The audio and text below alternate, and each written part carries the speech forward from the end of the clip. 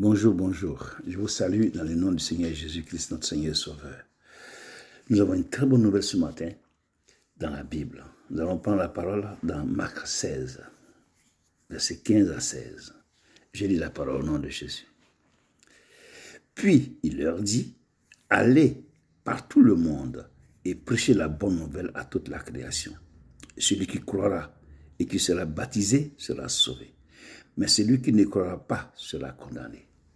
Donc ici, c'est le Seigneur Jésus-Christ, avant d'être enlevé sur cette terre des hommes. Il a vécu pendant 3 ans de ministère. Et avant de quitter sur cette terre des hommes, les dernières paroles qu'il a prononcées pour nous, il a donné cet ordre. Allez. C'est un ordre qu'il donne. Allez. Pour prêcher la bonne nouvelle partout. Celui qui croira et qui sera baptisé sera sauvé.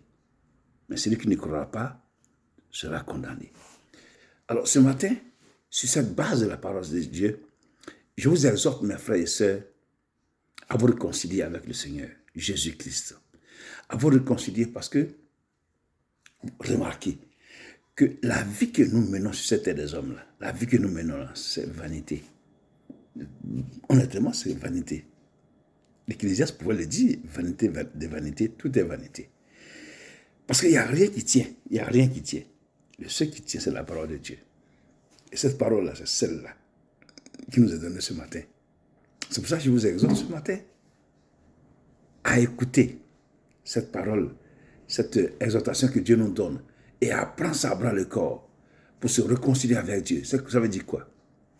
Ça veut dire que aujourd'hui, considérez attentivement ce qui se passe dans le monde et rentrez en vous-même. C'est-à-dire que faites un examen de conscience et votre mea culpa.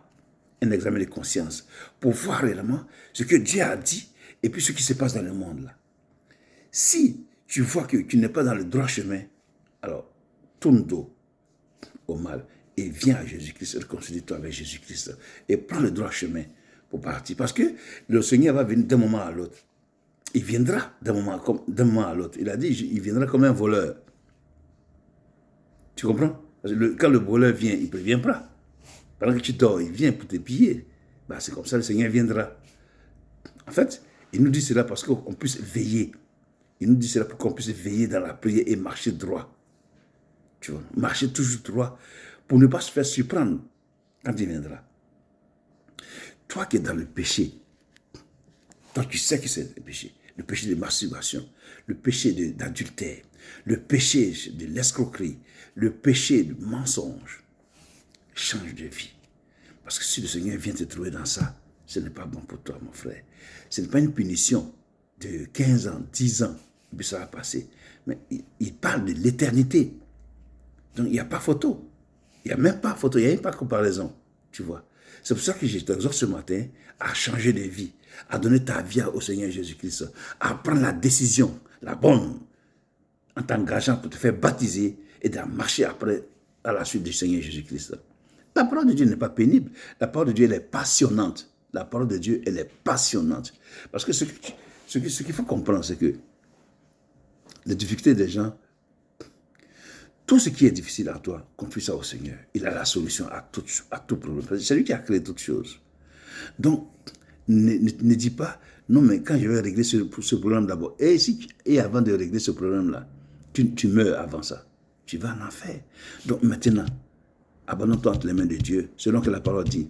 Si vous entendez sa voix aujourd'hui, n'en diffusez pas votre cœur, comme à Mériba, où vos pères me tentèrent, quoi qu'ils vissent mes œuvres. Aussi, je j'irai dans ma colère qui n'entreront point dans mon repos. Tu vois. Aujourd'hui, c'est ton tour. N'en diffuse pas ton cœur. Viens, donne ta vie à Jésus-Christ. Et baptise-toi. Et demande-lui où tu vas aller l'adorer pour que tu puisses avoir un lieu où vivre ta foi jusqu'à ce qu'il revienne.